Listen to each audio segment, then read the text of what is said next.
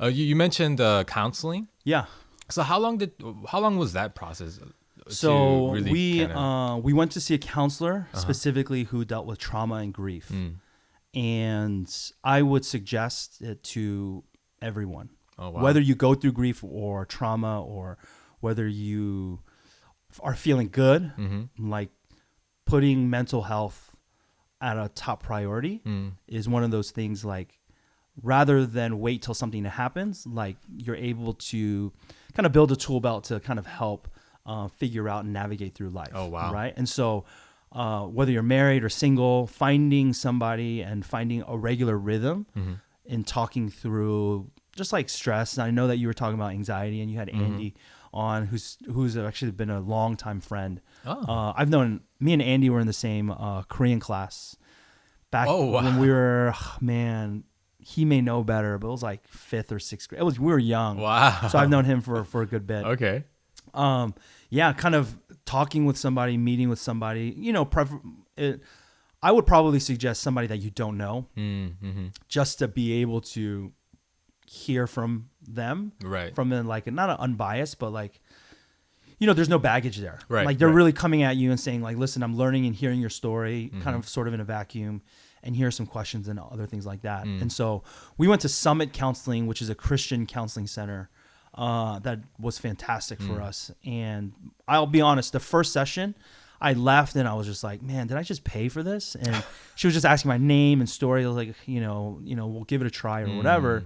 Man, the second session I went in there, left bawling. Wow. And then she was like, I'm sorry, we're running out of time. You're going to have to talk next week. And I was like, oh my God, this is crazy. And so through that, what I realized is that they began to ask me questions that I didn't even realize I needed to ask.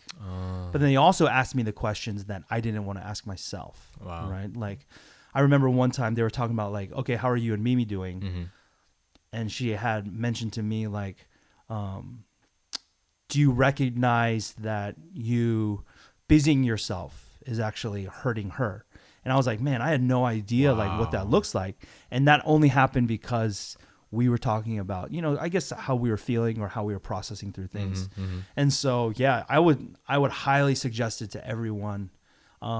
Whether it's once a month, once a quarter, like putting it in your rhythm, because having that person be able to kind of unpack and like pick up the stones and the sticks in your life and your heart will always be more beneficial at the end of the day. So you're the second person to suggest that on this podcast. Selena, when she was on, she also suggested. Yeah. Everyone go through like everybody. Counseling. Wow. And I think Korean Americans, Asian Americans feel like, oh, if I'm seeing a therapist, like something's wrong with me.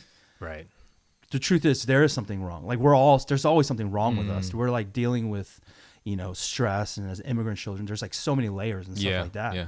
Like, yeah, we should be seeing them. So I say that in jest, but in reality, I think it's a tough journey already. Like, why not get some extra hands and help? Right. And I understand the financial cost, like that's huge. But like when you start to prioritize certain things, I think it makes sense. Yeah.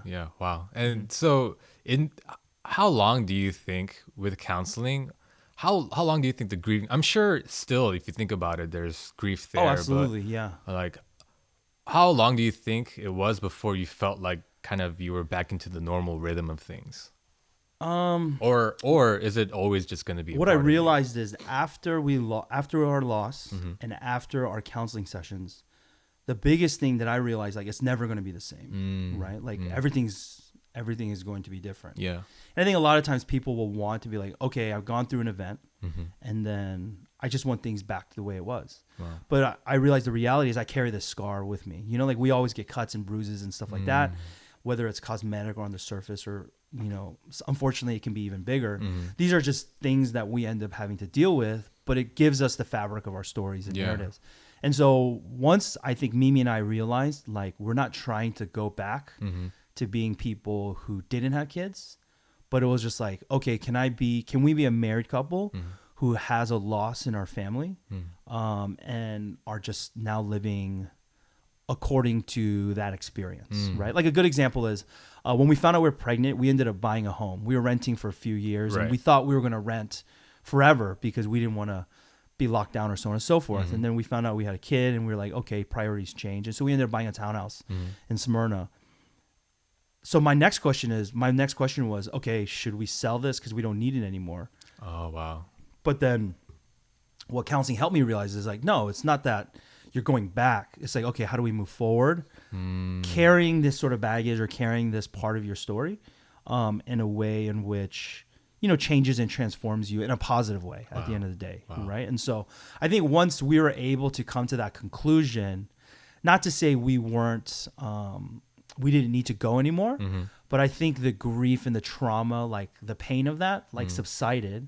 And so now it was about, okay, how do we like live our life healthy now? Right. After we did our like therapy and our like recovery process, like how now do we get back into it?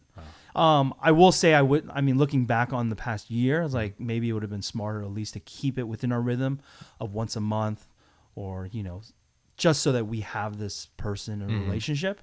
But yeah, as we moved into 2020, that's another thing me and my wife were talking about. Like, hey, we should should get back, because of the fact that we're having to deal with so many newer things. Right.